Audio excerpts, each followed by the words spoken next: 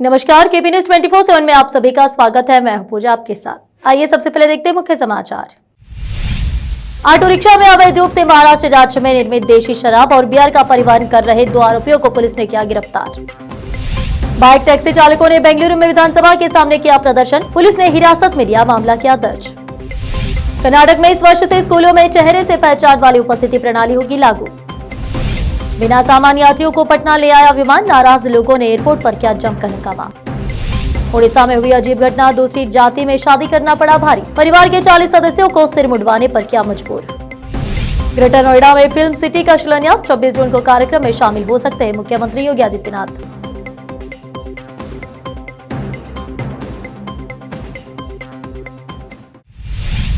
अब समाचार विस्तार से। शनिवार 21 जून 2025 को 11:13 पर अतिरिक्त अबकारी आयुक्त प्रवर्तन व अपराध मुख्यालय बेलगाम के आदेश अनुसार संयुक्त अबकारी आयुक्त कलबुर्गी संभागीय व उप अबकारी आयुक्त बीदर जिला के मार्गदर्शन में तथा उप अबकारी अधीक्षक के नेतृत्व में बीदर जिले के औराद अंचल के महाराष्ट्र सीमा पर शिरोल गांव से कमलनगर तालुके के दापकासी गांव में आने वाली मुख्य सड़क पर सड़क गश्ती करते समय 2 आरोपी सुदर्शन पिता यशवंत राठौड़ और आरोपी वामन पिता केरवा राठौड़ एक ऑटो रिक्शा में अवैध रूप से महाराष्ट्र राज्य में निर्मित देशी शराब और महाराष्ट्र राज्य की शराब और बियर का परिवहन कर रहे थे। कुल 35 लीटर देशी शराब, 6.760 लीटर अवैध शराब तथा 14.950 लीटर महाराष्ट्र राज्य की शराब जब्त कर औराद क्षेत्र के अबकारी निरीक्षक शब्बीर बिरादर ने मामला दर्ज कर महाराष्ट्र राज्य के 2 आरोपियों को गिरफ्तार कर लिया है और उन्हें न्यायालय के समक्ष पेश कर न्यायिक हिरासत में भेज दिया है। केपी न्यूज के कैमरामैन पप्पूराज का कवरेज। देश विदेश और स्थानीय समाचारों के लिए चैनल को लाइक, शेयर और सब्सक्राइब करना ना भूलें।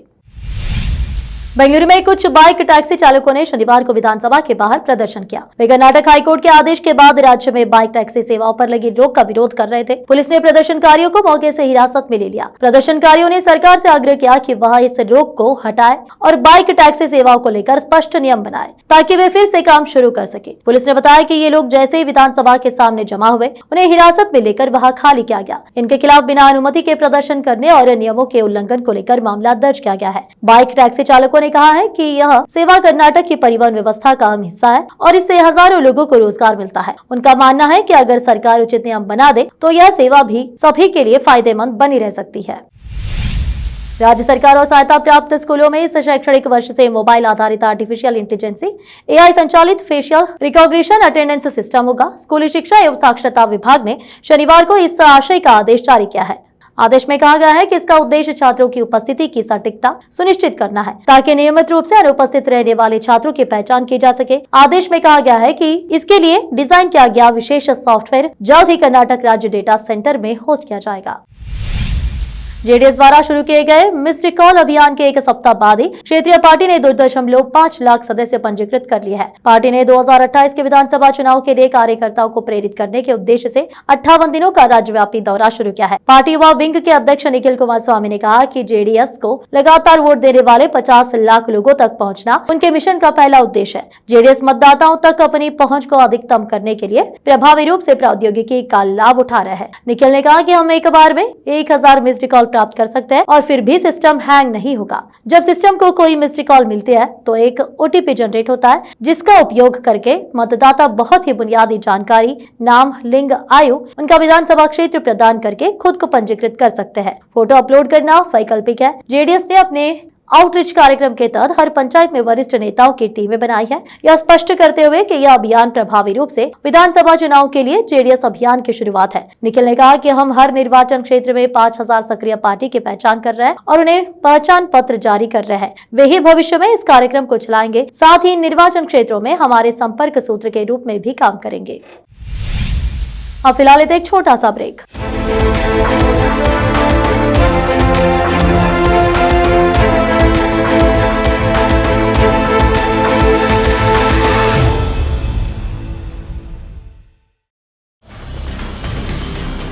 हिंदुस्तान के हर कोने में हम हैं मौजूद।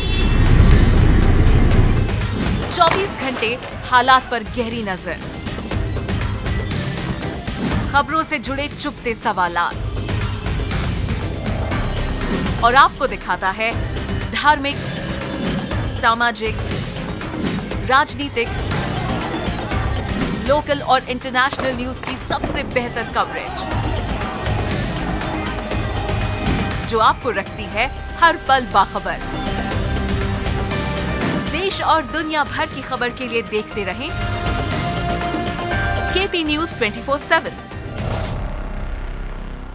नूर एजुकेशन ट्रस्ट बीदर की ओर से चलाए जाने वाला Noor MEd and BEd college Bidar, recognized by NCTE Delhi and affiliated to Bidar University, Bidar. Admission are open for the academic year 2023-24. विशेषज्ञ और सक्षम शिक्षकों द्वारा शिक्षा प्राप्त करने के लिए नूर एमएड एंड बीएड कॉलेज में दाखिला लें और शांत वातावरण में शिक्षा प्राप्त करें। बीदर शहर में बेहतर शिक्षा का एकमात्र केंद्र Noor MEd and BEd college, Shahpur gate, Bidar. Phone numbers 9945283920, 8482221297।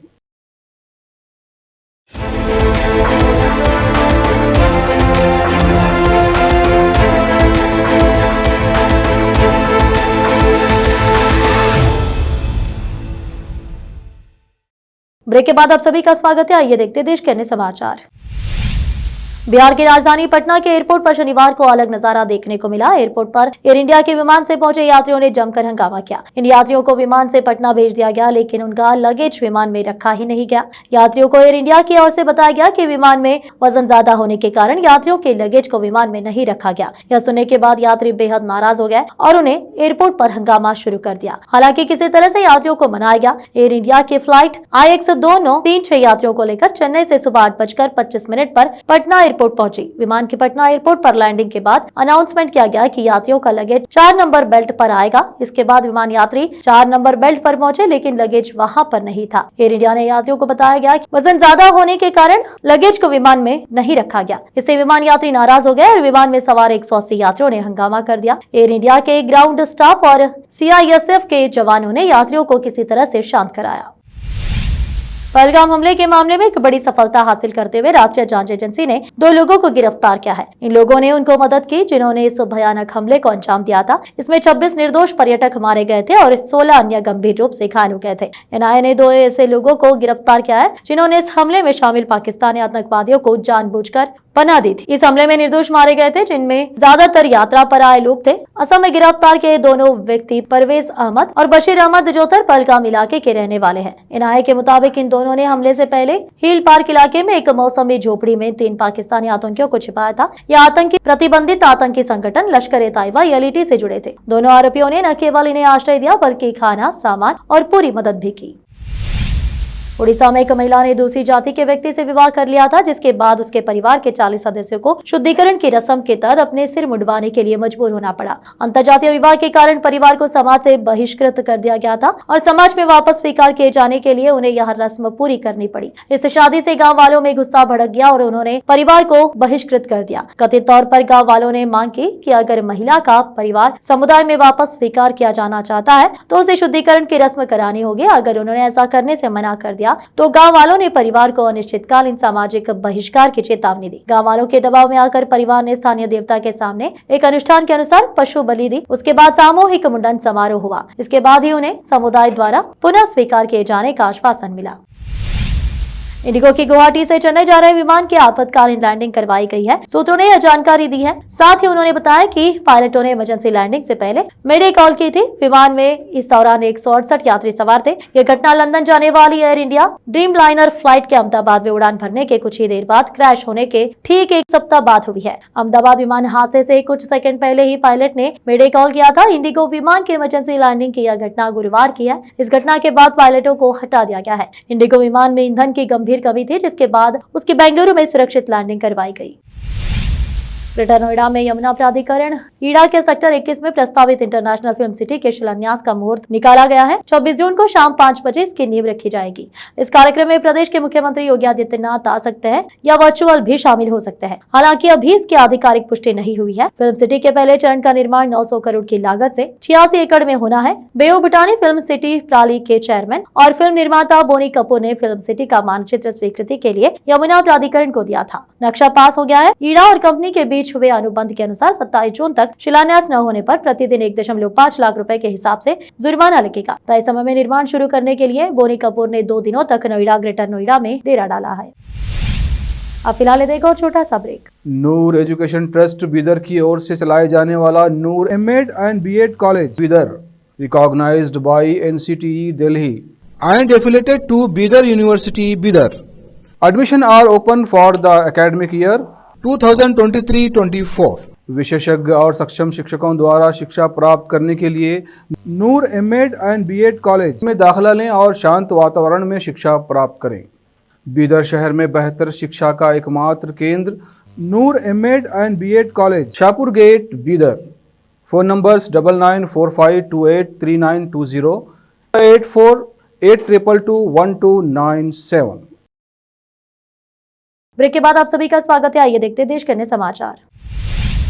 Delhi में अंतर्राष्ट्रीय ओलंपिक समिति IOI के वैश्विक अभियान शोरबाजी के तहत विशेष ओलंपिक दिवस दौड़ का आयोजन किया गया। केंद्रीय मामले, युवा एवं खेल मंत्री मनसुख मांडविया ने कार्यक्रम में भाग लिया। इस दौरान मनसुख मांडविया ने लोगों को स्वस्थ रहने का संदेश दिया। देश में और दुनिया में मोदी जी के नेतृत्व में अंतर्राष्ट्रीय योगा दिन मनाया गया और कल यानी कि 23 तारीख को इंटरनेशनल ओलंपिक्स डे है। दोनों के उपलक्ष्य में आज योगासना फेडरेशन के द्वारा संडे ऑन साइकिल का आयोजन करा गया। देश में 6000 से अधिक स्थानों पर आज संडे ऑन साइकिल का कार्यक्रम हुआ।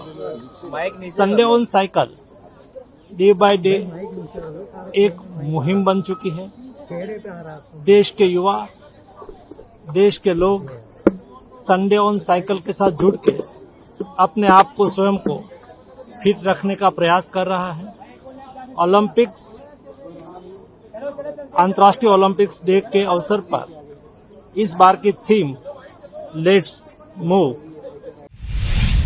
मुंबई महानगर पालिका ने अभिनेता शाहरुख खान को उनके बंगले मन्नत में निर्माण कार्य की अनुमति दे दी है। दस्तावेजों से ये पुष्टि हुई है कि BMC ने 14 मई को परमिशन लेटर जारी कर दिया था। इस परमिशन के तहत शाहरुख खान को मन्नत के 7वें और 8वें फ्लोर का निर्माण करने की मंजूरी मिली है। इस निर्माण के लिए पहली CC यानी कमिटमेंट सर्टिफिकेट 20 जनवरी को दी गई थी, जिसकी वैधता 2 फरवरी 2026 तक। परियोजना के लिए शाहरुख की ओर से 5 लाख रुपए की बैंक गारंटी भी जमा की गई है। अंतिम अप्रूव्ड प्लान की तारीख भी 20 जनवरी है। शाहरुख खान की पत्नी गौरी खान ने BMC और MCZDMA से जो अनुरोध किए थे, उनमें से 7वें और 8वें मंजिल का विस्तार, इंटीरियर में बदलाव और मंजिलों की ऊंचाई को लेकर अनुमति शामिल थी। शाहरुख खान के मन्नत बंगले को लेकर 3 जनवरी 2025 को गौरी खान के नाम पर CRZ की ओर से भी NOC जारी की गई थी। 7वीं मंजिल की ऊंचाई 4.20 मीटर करने की मांग की गई थी, मगर BMC ने सिर्फ 3.65 मीटर की ही अनुमति दी है। वहीं 8वीं मंजिल के लिए 3.65 मीटर की ऊंचाई मांगी गई थी, लेकिन BMC ने उसे 4.20 मीटर तक बढ़ाने की मंजूरी दी है। यानी अब शाहरुख खान अपने बंगले मन्नत में नए फ्लोर जोड़ सकेंगे, वो भी BMC के आधिकारिक मुहर के साथ।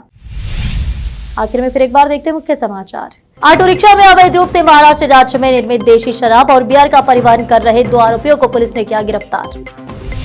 बाइक टैक्सी चालकों ने बेंगलुरु में विधानसभा के सामने किया प्रदर्शन, पुलिस ने हिरासत में लिया, मामला किया दर्ज। कर्नाटक में इस वर्ष से स्कूलों में चेहरे से पहचान वाली उपस्थिति प्रणाली होगी लागू। बिना सामान यात्रियों को पटना ले आया विमान, नाराज लोगों ने एयरपोर्ट पर किया जमकर हंगामा। ओडिशा में हुई अजीब घटना, दूसरी जाति में शादी करना पड़ा भारी, परिवार के 40 सदस्यों को सिर मुंडवाने पर किया मजबूर। ग्रेटर नोएडा में फिल्म सिटी का शिलान्यास, 26 जून को कार्यक्रम में शामिल हो सकते हैं मुख्यमंत्री योगी आदित्यनाथ।